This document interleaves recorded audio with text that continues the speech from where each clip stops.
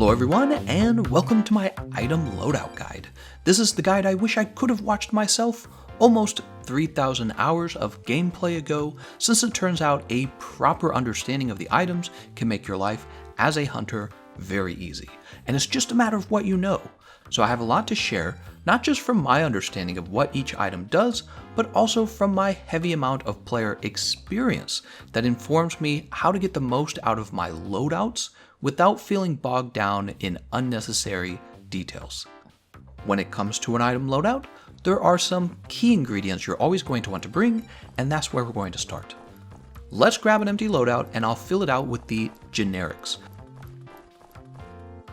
Starting with the Power Charm, Power Talon, Armor Charm, and Armor Talon. What the heck are these guys?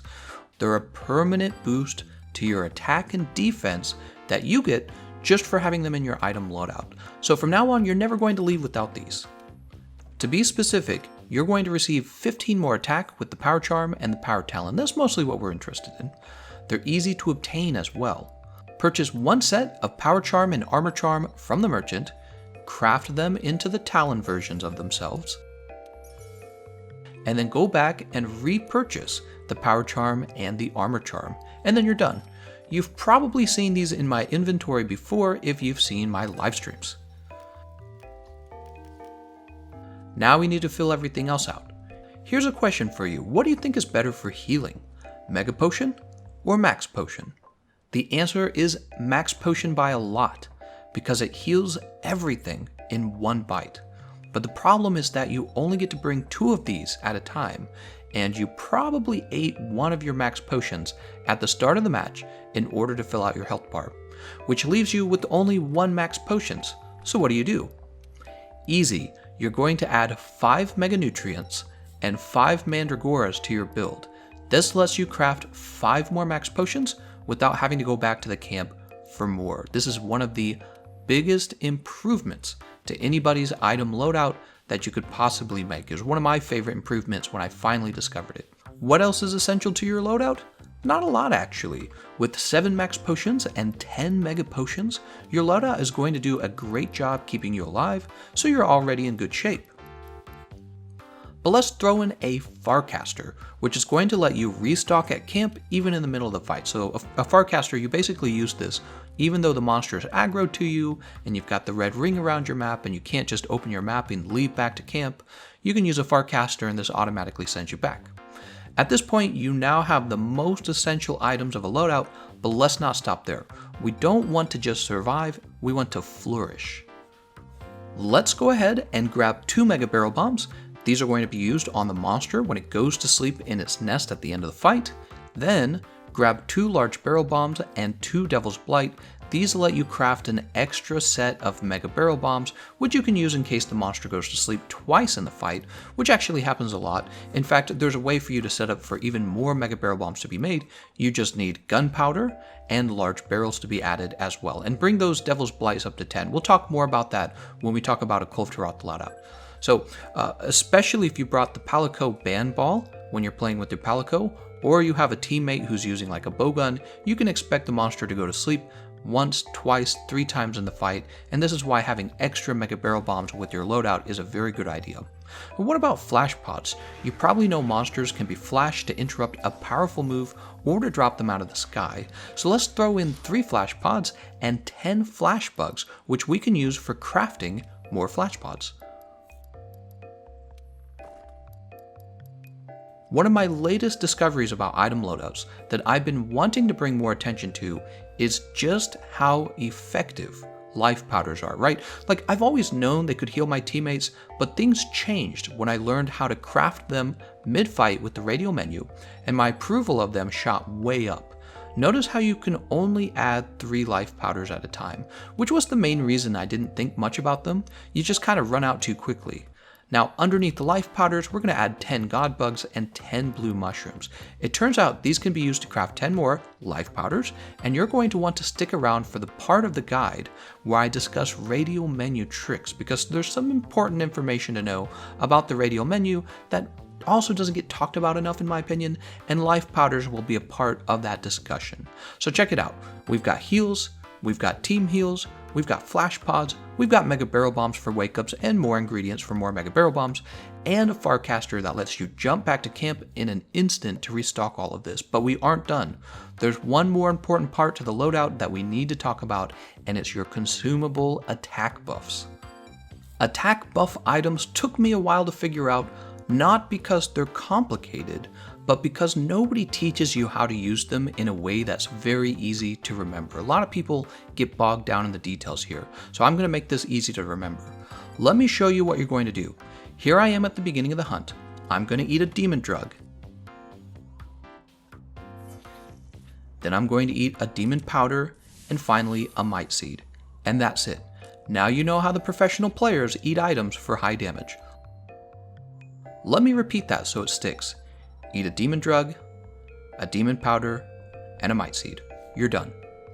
After 3 minutes are up, be sure to eat another might seed and another demon powder.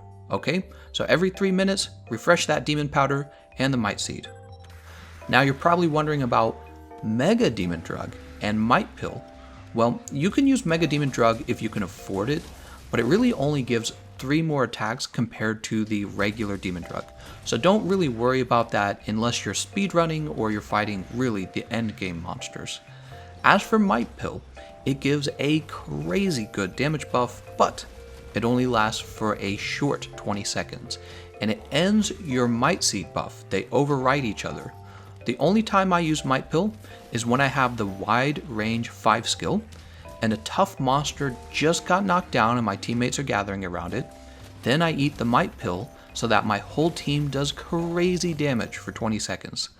After the monster gets back up, I eat the Might Seed to get the buff going again. Congratulations, you're a Might Pill expert. Let's place 1 demon drug in your item loadout. It'll open up a slot after you're done drinking it, and it only needs to be refreshed if you die. So if you die, jump back into your camp, refresh your items, and re-eat your demon drug. After that, we're going to add the demon powder and the might seed. You now have an extremely good basic item loadout that will work in 95% of your fights. Let's take a moment to save it, and I'll call it Basic 1. Notice I placed Basic 1 at the top because it's easiest to reach for. At the bottom, I'm going to add something called Temp. What is Temp for? It's a temporary item loadout, and you can overwrite this slot over and over again depending on what fight you're in. Now we aren't done with our basic item loadout.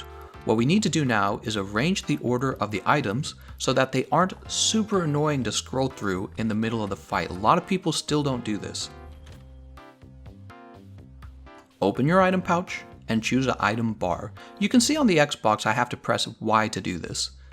This menu allows me to arrange the order of the items that appear when I scroll through them. It's currently all jumbled up. The order of these items is terrible. What I want to do is add my opening buffs to the beginning of the item bar. That way when I start my hunt, all I have to do is begin to eat.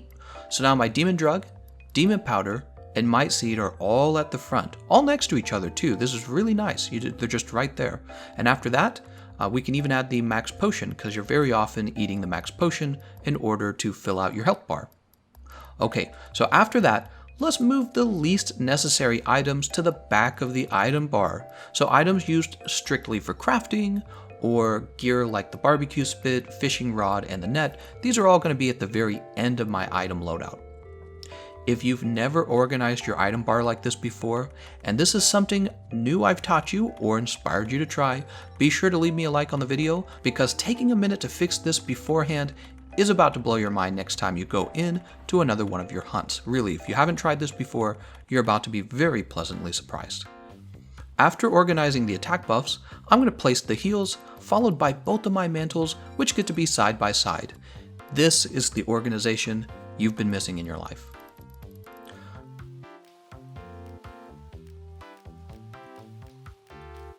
We've updated the item bar for this loadout. Let's go ahead and save this again to Basic 1 in our item loadouts menu.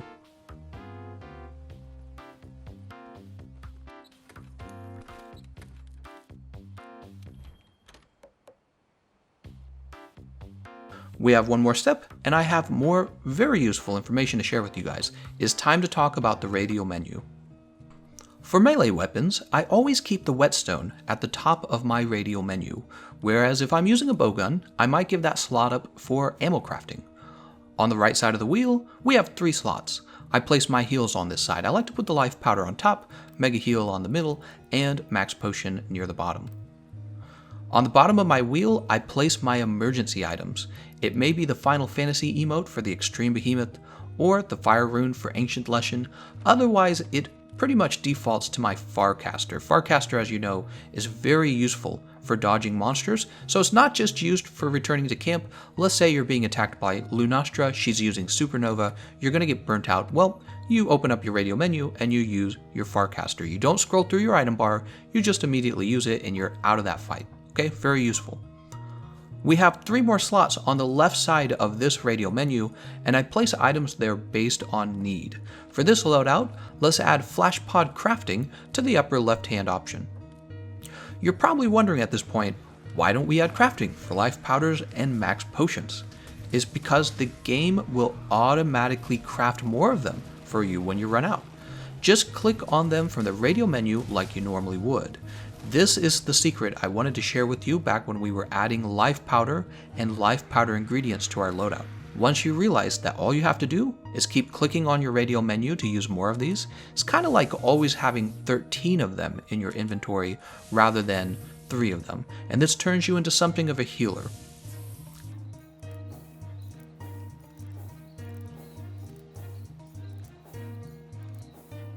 And finally, we have to save these changes to our radial menu, or you're going to lose the changes that you've made. Radial menus are tied to the item loadout, so each item loadout can have a unique radial menu, and each time you edit that radial menu, you then have to save it.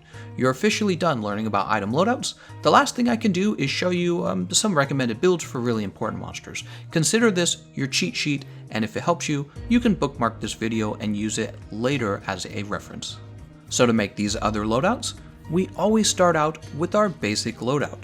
Now let's go ahead and turn it into a Kulve Taroth loadout. Note, if you've never seen my track farming guide for Kulve Taroth, go watch it. It's only 6 minutes long, and it will teach you why you're going to want an empty item loadout for Pursuit level 1, and that's all about track farming. But let's assume you're done track farming, and now you want to do an attack run. First of all, I'm going to drop the flash bugs. They don't work on Kulve Taroth. Second, let's drop the damage buffs too. She is a fairly easy fight, and you'll want to save these for a fight that's not so repetitive and easy. Third, here's the most important change. We're picking up the maximum number of large barrels and gunpowder and Devil's Blight. Then on the radial menu, you're adding crafting for large and mega barrel bombs. Make sure that you choose the correct crafting as well. There's multiple options for crafting mega barrel bombs. You want to make sure you choose the option that involves the Devil's Blight mushrooms. Kulve Taroth is extremely weak to barrel bomb damage, especially when her mantle isn't glowing red. It's a good idea to use them because she has very bad hit zone values, and those barrel bombs ignore hit zone values. Also in stage 4, when she goes to sleep or slams her head into those pillars while mounted. Okay, so when she's going to sleep, try to get off some barrel bombs then, and when she's mounted, she likes to run into the 2 pillars on the edge of the room. You can always put your barrel bombs ahead of her, and she'll ram into those and cause them to explode. So both of those strategies are really important for making the fight very easy. So this Kulve Taroth item loadout is going to let you craft an additional 7 mega barrel bombs, and you can even go for more than that if you pick up large barrels throughout stage 1. Alright, now how about a monster that's been giving everyone a lot of trouble? Arch-Tempered Nergigante. We're going to add an essential set of buffs for taking the edge off of this fight. We're going to pick up Armor Skin, Hard Shell Powder, and Adamant Seed. It turns out for bowguns and bows, a few of Nergigante's moves actually do so much damage that they really can one-shot you, and if you raise your defense by just a bit more, both by eating defense large at the canteen and then eating defense boosting items, you can really take the edge off of those attacks without having to change anything in your actual build. Okay, so your build stays fresh and high damage, but you're eating all of this extra defense that normally, at least at the canteen, you give up the attack up large buff, but everything else stays the same. You can still eat eat your demon drugs, you can still eat your might seed, you can still eat your demon powder, but you're eating also these defensive items, and again, this is just taking the edge off of that fight and increasing your survivability. This was a really interesting topic in the game Dark Souls as well, where people were often wondering, how do we increase the threshold for the number of times that you need to take damage in order to die? In this case, we're trying to increase it from a threshold of 1 attack to 2 attacks. It's probably going to take you a little extra, maybe like a half minute, to keep all of these buffs active throughout the whole fight. Similar to the attack buffs, these have to be refreshed every 3 minutes, and you really should do that. You can use an additional Radial Menu wheel for all of your buffing consumables, and that's one of the tricks I use when I have to keep all of these buffs active. Some tips for the Ancient Leshen and the Behemoth. You definitely want to remember to bring Astera Jerky, since both of these monsters can cause you to get the bleed status, and Astera Jerky fixes bleed status in 1 move. The Extreme Behemoth even causes defense down, which can be healed with an Adamant Seed, as well as Thunderblight, which can be healed with a Nullberry. For a wide range build, what I would remember to do is bring 10 potions and 10 honeys. This essentially allows you to craft 10 more mega potions, which brings your total count up to 20. That's a whole bunch of healing. People have talked about maybe using Mushroom Mancer. I'll probably explore Mushroom Mancer in another video, but also don't forget to bring Nullberry, don't forget to bring Astera Jerky, and then not only can you bring all of the damaging buffs and multiply it for your whole team, make sure everyone's getting the damage buffs, you can also bring the defensive buffs that we talked about with Arch-Tempered Nergigante and keep those active as well.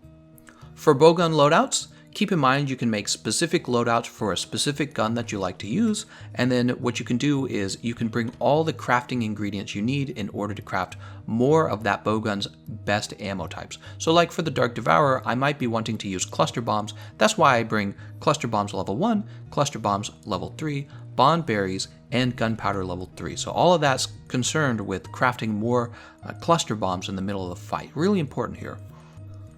Finally, if I wanted to add a few miscellaneous tips, I'd say that the Nullberries aren't just nice for the Behemoth, but Curin as well to get rid of Thunderblight.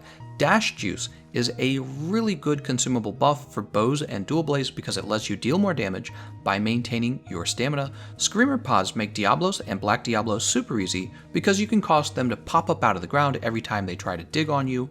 Poison Smoke Bomb, which I don't recommend for most weapons, is actually pretty decent on the Sword and Shield.